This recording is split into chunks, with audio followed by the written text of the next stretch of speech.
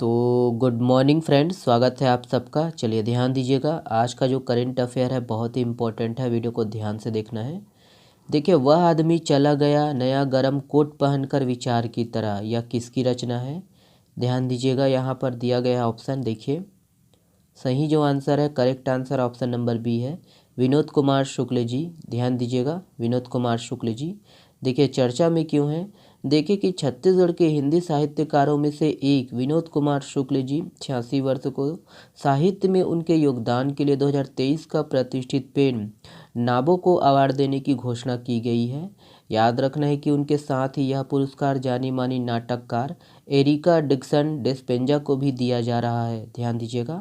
ध्यान दीजिएगा कि प्रथम जो है पंडित सुंदरलाल शर्मा सम्मान से सम्मानित विनोद कुमार शुक्ल जी की जो रचनाएं हैं निम्नलिखित है, और हमेशा के लिए याद रखना है, इसको पूछ सकता है एग्जाम में, ध्यान रखना इम्पोर्टेंट है। वह आदमी चला गया नया गरम कोट पहनकर विचार की तरह, ये उनका ही रचना है। और नौकर की कमीज, ध्यान रखना है, सब कुछ होना बचा रहेगा। दीवार में एक खिड़की रहती थी लगभग, उसके बाद जय हिंद, उसके बाद आपका खिलेगा तो देखेंगे। ध्यान दीजिएगा। ओके, नेक्स्ट प्रश्न देखिएगा। देखिए, बीरनमाला के संबंध में सही कथन कौन सा है? तो यहाँ पर एक देखिए, यह कबीरधाम जिला से संबंधित है। दूसरा देखिए, यह माला बैगा जनजातियों के सांस्कृतिक श्रृंगार में शामिल है। तीसरा देखिए, इस माला को बांस और विशेष प्रकार के घास से तैयार किया जाता है। तो यहाँ पर कूट दिया गया है, देखिएगा।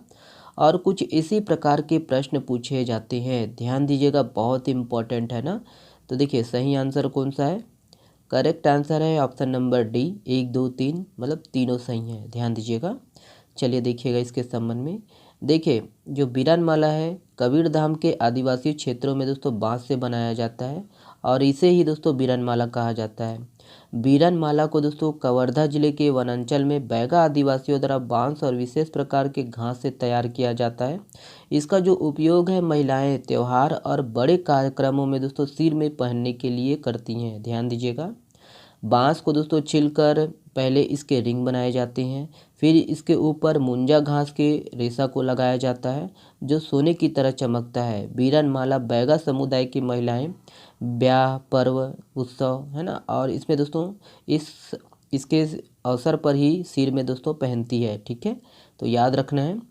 और ध्यान देना दोस्तों कि यह माला बैगा संस्कृति के श्रृंगार में शामिल है, जिसे बैगा आदिवासी इलाके के देखिए कांदावाली हो गया, बिरहुलडी और डेंगुरजाम, बाह पानी, टेरहा पानी, पंडरी पानी सहित अन्य गांवों के जो लोग हैं परिवार के साथ मिलकर अपने घरों में बनाते हैं। ध्यान दीजिएगा।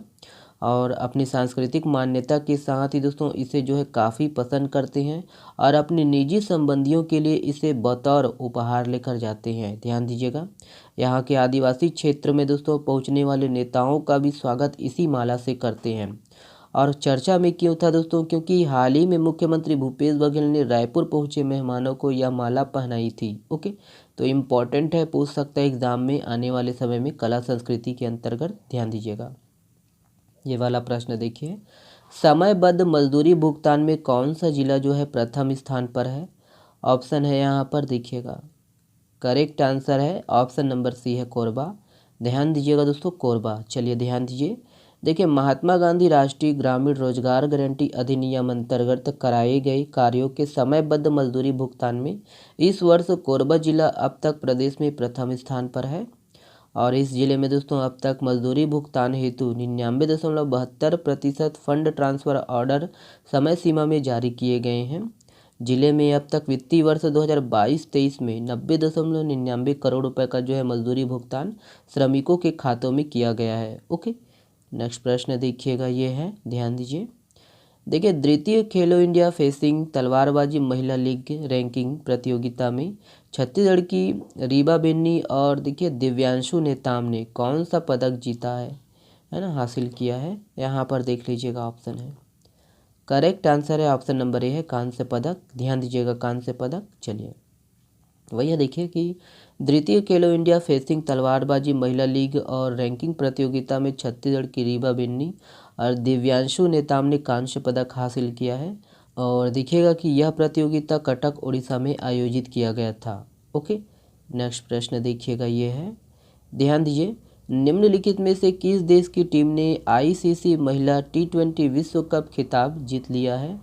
ऑप्शन है यहाँ पर देखिएगा। करेक्ट आंसर है ऑप्शन नंबर ए है ऑस्ट्रेलिया। ध्यान दीजिएगा, ऑस्ट्रेलिया। चलिए ध्यान दीजिए, देखिए कि आईसीसी महिला T20 विश्व कप के फाइनल में ऑस्ट्रेलिया ने साउथ अफ्रीका को 19 रन से हरा दिया है।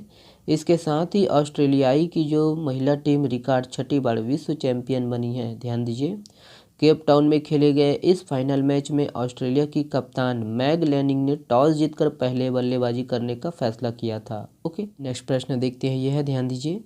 देखिए, राष्ट्रीय विज्ञान दिवस 2023 का थीम क्या है? ऑप्शन है यहाँ पर देखिएगा। करेक्ट आंसर है ऑप्शन नंबर बी है global science for global wellbeing. ध्यान दीजिएगा, ऑप्शन बी सही है। चलिए ध्यान दीजिए, देखिए कि भारत रत्न और महान वैज्ञानिक सर चंद्रशेखर वेंकट रमन ने फिजिक्स के क्षेत्र में 28 फरवरी 2028 को रमन प्रभाव इनकी जो है खोज की थी।